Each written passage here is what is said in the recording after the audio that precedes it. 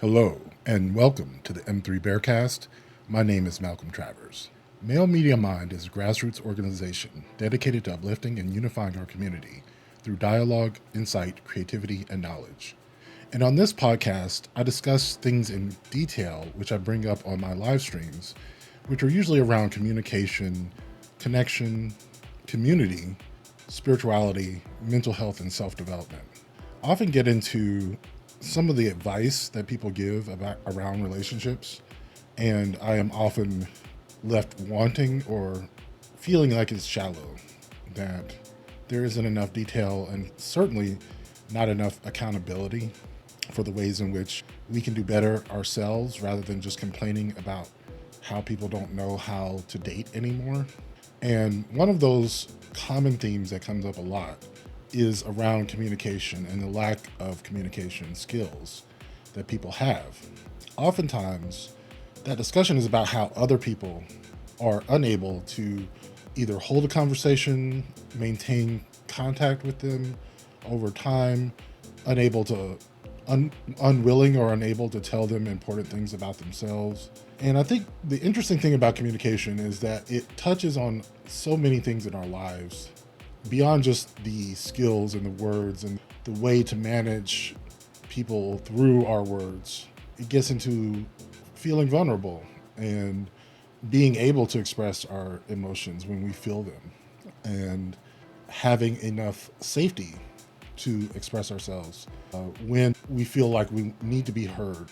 Do we have enough self-esteem and self-worth to stand up for ourselves? I think all of these are brought up in this episode. I originally got some of these ideas from reading Super Communicators by Charles Duhigg and The Next Conversation by Jefferson Fisher. Both of those I'm making available to our patrons, and I will let you know how you can become a patron at the end of the show. But first, let me get into some of the topics that came up. I also, towards the end of this episode, I brought the topic of communication up with our panel on Tuesday night.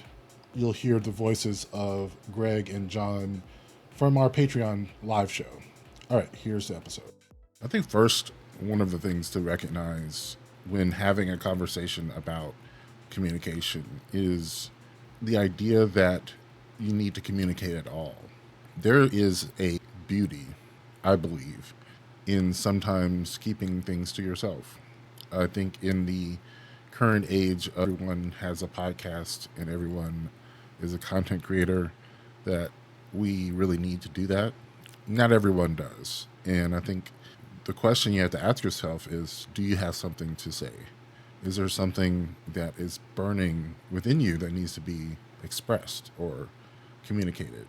And if you're just trying to receive validation from others to know that you matter by receiving adulation from other people, then maybe silence is more what is necessary in that circumstance. But assuming that there is something that you want to say, something deeply personal that you want to communicate, and there is a reason to break the silence, then I want to investigate what are some of the ways that we can do that in the most constructive way possible. I've been doing live streams now for almost 10 years. Some of the most common feedback that I receive is on how to start a podcast and what does it mean to put yourself out there. And I can't say that I am the one to answer that question. One of the things I've been trying to do is recommit to podcasting. And so one of the ways that I found that works for me is speaking to someone else as though I were speaking to myself. It's so much easier for me to provide someone else advice than it is to look inward and talk to myself about what I need. And so the reason that I am doing a podcast is that I'm externalizing an internal conversation. And by answering someone else's question about how do I start a podcast, the answer that I would give them is to get to why. Start with why you're doing a podcast. And that will dictate how, because how isn't really that difficult. The very simple hows. The real question is why. For me, my why is exactly what I said, is I am trying to understand some of my deeply held values through communication, through community, and reaching out and trying my best to connect to people because I am an avoider. I avoid conflict. I am notoriously reclusive. When people reach out to me, they wonder where I've been for the past who knows how long, because that's what it is. And so I am looking at ways to ritualize being open in a way that is constructive. And so if you're asking yourself, does the world need another podcast? The answer, of course, is no. The world doesn't need anything. The question is, why do you need to make a podcast? And follow that, its logical conclusion. So one of the things that I do when I am getting ready for a live is I pick topics from TikTok and Reels and YouTube and sometimes things that I've read that I think I have a perspective on, but could use some alternative perspectives, right? Like basically bullshit detecting. I think in every aspect of my content creation, it is just a way for me to amplify ideas that I think are valuable. But the reason I'm drawn to those ideas have nothing to do with me. They're just my set point idea of what is true, what is real, what is valuable. And so sometimes it helps to have people who are not on the same page as you about everything check you. What is valuable, what isn't. And so for me, communication is key to making that process work. Often when we speak to someone, we want them to hear us, and we use that term, I want to be heard, as a proxy for I want to be understood, or if you don't agree with me, I want you to agree with the way that I see things. You want the way that you see the world to be understood, basically. Even if someone completely disagrees with you, when you communicate the way that you see the world to someone else, you want that communication to be accurate. And I think one of the best ways to begin with better communication is the assumption that you will be misunderstood, that understanding is not the default, that communication through language, through images, through music is a minor miracle, to say the least. It is pretty impressive that through language we're able to communicate ideas as well as we are. It still is the most underrated technology that humans have ever created, point blank. When I think about the attempts to turn language into consciousness with the current large language models, just expresses how credible language is at approximating ideas and thinking. And we have to remind ourselves that language is just a medium for ideas, not thinking itself. So I play this game called Destiny, and there's a raid in it called The Last Wish.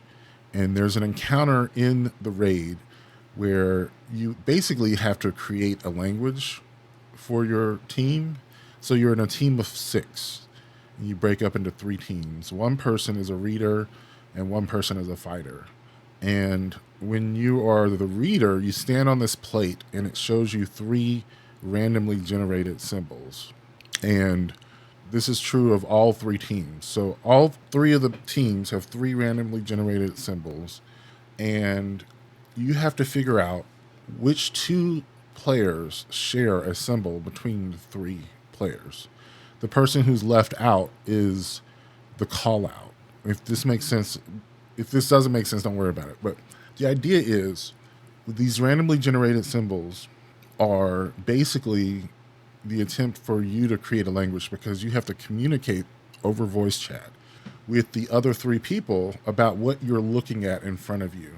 And when you first start playing as a reader in the raid, it's really difficult to explain exactly what you're looking at. It looks like a fish, kind of look like a snake. It's going up and down. It's squiggly and has a whatever. And then my second symbol looks like blah blah blah.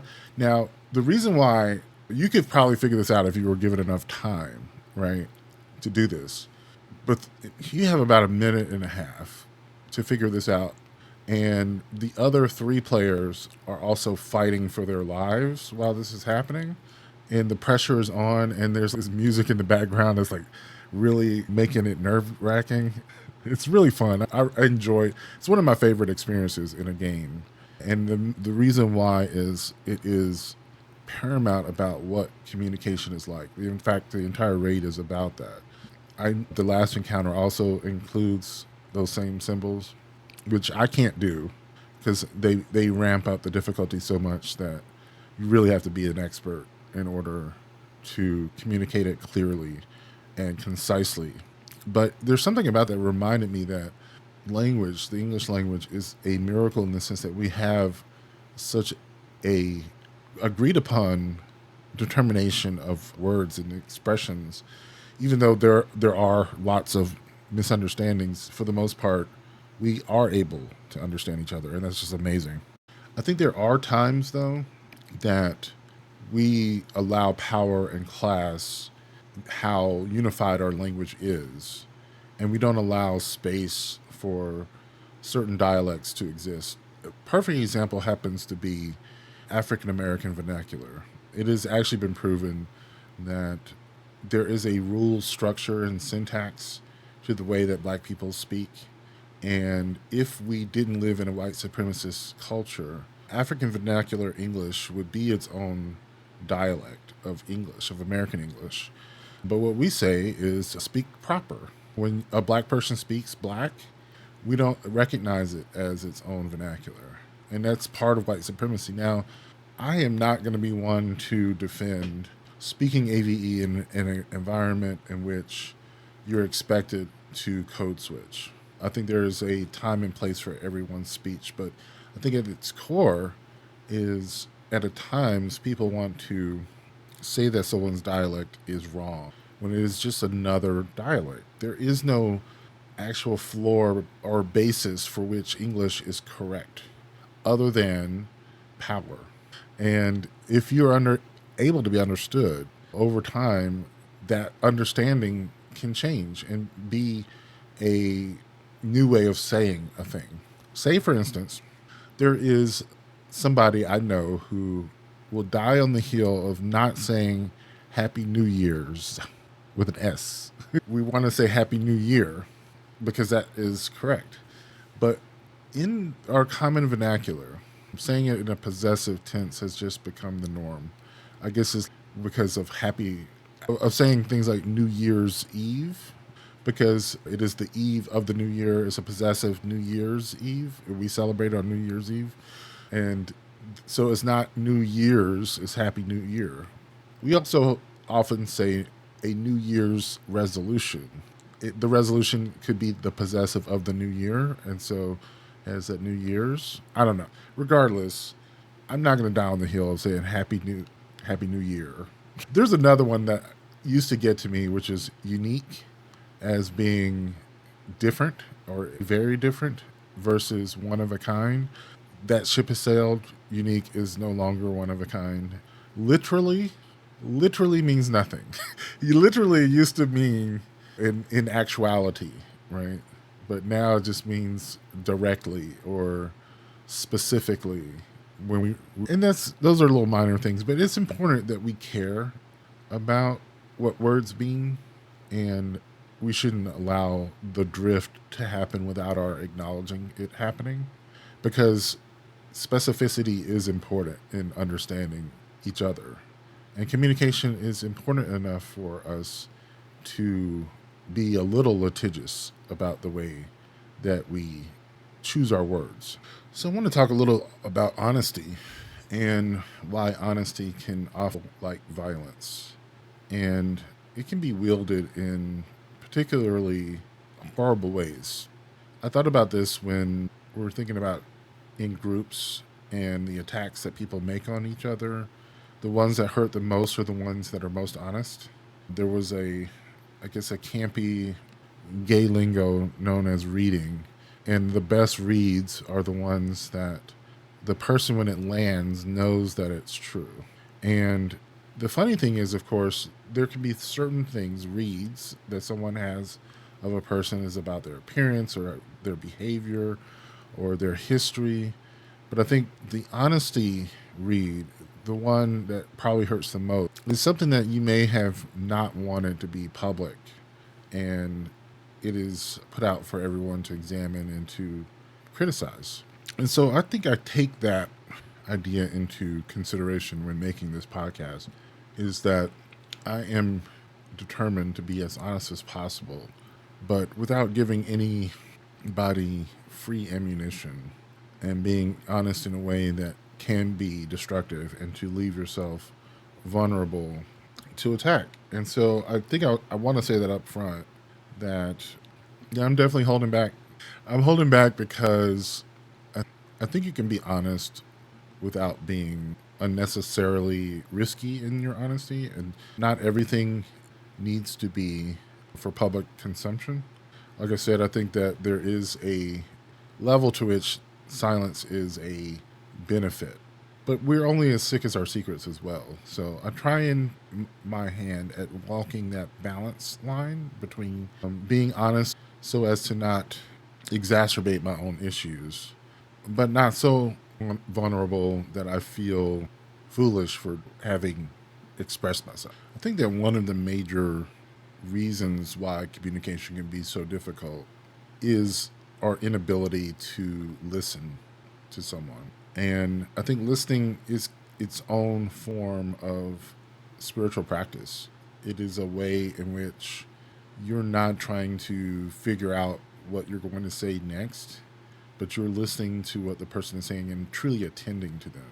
I think there can't be a higher expression of love to someone other than to truly listening to what they have to say, and not try to relate it to yourself, but truly listen to the words that they're saying, listen to the context in which they are saying it, try to see something from someone else's point of view. When we talk about vulnerability, it is this idea that you're telling the truth in a way that can be turned against you and hurt you in some way.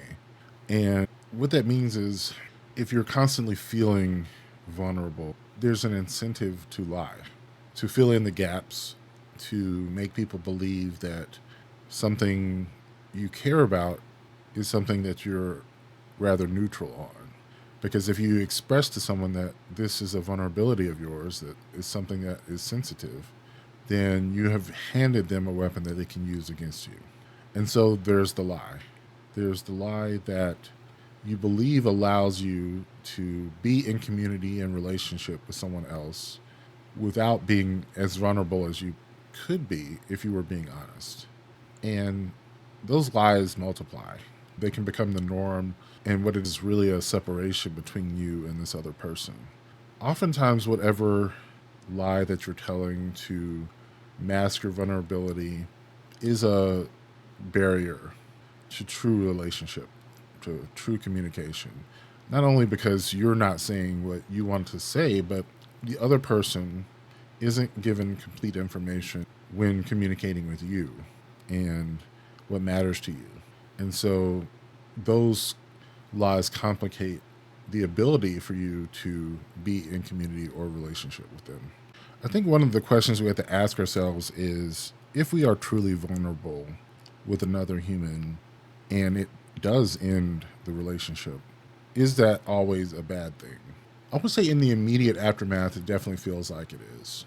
I think there are very few times when you ask for something from someone and they say no, and you recognize that it's a deal breaker for you, that you're happy to leave that connection. But living in that lie is not any better. In fact, I think it's much worse. For one, you're not happy in the situation, but also you are limiting what you could call the opportunity to meet someone else. There's a cost to limiting that opportunity by being in relationship with the wrong person.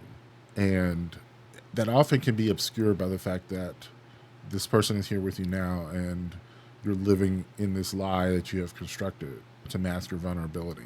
I have a question for you guys. Yes. So I'm working on my podcast, and I figure like I can get some of your input. I'm doing a episode on communication, and oftentimes the thing that people will say online when they talk about the key thing for relationships is communication. What do you think people mean when they say that? Just talk to each other. Maybe just keep a open line. Don't be. I know some people that are afraid of their partners. You know what I mean? Yeah. It's I can do that round you. But he don't know who you are if he don't know you fought and smoke I tobacco on the weekend. I usually rephrase it and say it's reciprocal communication, not just communication. It has to be mhm, reciprocal because some people will think they're not communicating, meaning that I got to call you every time and tell you everything I'm doing, but you ain't got to call me. back. So So That's there are true. two things I want to touch on both of them. One, I think what Greg said hits home for me in the sense that I feel like people know how to communicate to somebody. They're just afraid of the response they'll get, so they choose to chicken out and they don't say anything. And what you're saying, John, sounds like people who are just not interested. Let's be honest. I think that I have to feel because I'm a person that you ain't got to call, you ain't got to tell me good morning every day. I don't need that. You Yeah, don't have to tell me good evening every. I don't need that. But I don't want it to be 7 days and I ain't heard shit from you. Come on, I'm not bro. needy like that. Come on, so Tony. do you ask for the amount of communication that you want, or do you expect them to know? Or is that something you explicitly say, I want to hear from you X amount of times, or I will feel like you're not interested? Or In my first initial conversations with people, and there's an interest to get to know, I'll tell them, you ain't got to like call me every day. You ain't got to text me every day. But I want there to be some type of, reciprocation? and don't be, and no long durations in between our conversation. Yeah, But that's just me. And I could get when I'm talking to somebody initially, I can feel how they may like to be communicated with. I think if people just take the time to do that in the first initial or by the second or third conversation, you should know how that person likes to be Yeah. Right. communicated. So right. would you find it weird if someone just said, you don't have to talk to me every day, but if you're going like 2 or 3 days, I'm just going to start thinking something's up? Is that like a reasonable thing to say to someone? For me, I'm not. To me, that's like using up too much energy to be wondering what they're doing. I'm gonna assume that you're doing the right thing. That's just me. Like I said, but yeah, I'm not gonna be invested that much in the initial time of getting to know Right. you to be that worried about it. Now, 6 months, 7 months down the line, when there's Right. some more emotion and feeling, yes, I probably am gonna be like, what's going on? But in the initial month or two, They don't really owe you anything, no. really. Yeah, that makes sense. What were you Yeah, saying, because Greg? I'm sorry. In the initial, I don't expect, but I think you develop a pattern, and then it's expected. I think that when you develop the pattern, or as my people say in New Jersey, the pattern. You develop the pattern, and you go from People really there. do say that, don't they? They Yes, really do. they Like, do. I thought it here's my was a name. yeah. People really say pattern. Anyway, go ahead. I thought it was a And I joke. make no, I make fun. Yeah, Yeah, some people yeah, set the pattern for what it is that you want. right. You know what I Yeah, mean? It's, and I think by the time the month or two passes, you're in a rhythm. If the rhythm is you're gonna hear from me at some point during the day, yeah. the rhythm, and then if it changes, you're gonna be like, hey, "You okay? We gonna Is go what's expected." one of the things I wanted to put in my podcast was like a piece of advice for someone who might receive the criticism that they're bad at communication. What is a good? What do you think is a good piece of advice for someone who is considered a bad communicator? Try to learn and understand how you communicate. If Mm. more than one person is Yeah. telling you look, check with yourself. You know what I mean? Because it happened to me. Like my friends would tell me, Greg, you only listen to half the sentence and then you check out. You're ready to answer someone's problem before they finish the question. Yeah, I would say. Or yeah, that was a problem of mine, not Yeah, getting it in because I was always in a hurry to go on to something else. Okay, you right. got it. Let's go. You get it. Go. Yeah, no. And so Yeah, as I grow and learn and understand that everybody doesn't learn like me. Everybody doesn't right. take basic concepts. Some people need granular. things. So you check with those who, if everybody keep telling you the same fucking thing, you're the problem, Clarice. Okay, listen, you are the problem. You should take that as not, and I think people have to understand when people tell you things, that's not out of being a hater or malicious. Sometimes people love you and they'll be like, bitch, you need to tone it down. You ain't got no man because it's okay. You have a friend that it's okay to say that to. Yeah. I mean, go To ahead, Joe. be somebody that is wanting a good morning, good afternoon, how's your day, good evening, I feel smothered by all of that. I don't Yeah. need all of that. I even have some of my a good friend of mine. Oh, this boy called me. We're not. He's just a friend, but he Mhm. has to call me 2, 3 times a day to tell me about this and that. And Oh, sometimes when I see him on my phone, I'm like, oh Lord, what he want. So sometimes I don't answer. sometimes I I don't. ignore, and then I get, are you ignoring me? No, I just don't No, I just want to be. didn't feel it. I'm often frustrated by that thing. Oh, you need to communicate better. Which bitch, what do you mean? What do you mean? What do you mean by that? What do But you need? I am getting better at it. One of the books I read, I put it in the group, was this book called Super Communicators. And the thing they said is that there's three basic types of communication, three conversations. And you can remember it by, do you need to be helped, hugged, heard? Okay, Heard, helped, or hugged. Yeah. okay. And what those indicate are, like, in the case of someone like your friend Devon who calls, they just want to talk. So all they want to be is heard, right? They want someone to hear Mm. something that they're doing. Other people are calling about problems. That's the people who want to be helped. The hug things is when someone wants emotional connection and it's like trying to share something personal. And those three types of conversations have very different ways of unfolding. I would say the most common conversation is just people who want to be heard. Like they just want someone to hear what they're saying. Oftentimes, I think when I get into a conversation with people, I feel like I'm often just monologuing and I have to stop. Oh, hold on, I'm talking too much. Okay, yeah, okay. Did I say too much? Yeah, because I'll just go on and on and on. And so all of these things are the ideas that I'm going to express throughout the podcast that I'm working on. This is going to be one of the first episodes that I do for 2026, and I'm making it an effort to be as consistent as possible. I have a few guests lined up. One of the things that I want to do is talk about and around some of the books that I'm reading, and oftentimes that's going to be nonfiction, but also fiction as well. And just the idea that I am going to be as open as I can about the process of creating these podcasts as well as my motivations behind them, because I think that is the motivational force that I need to be more consistent this year.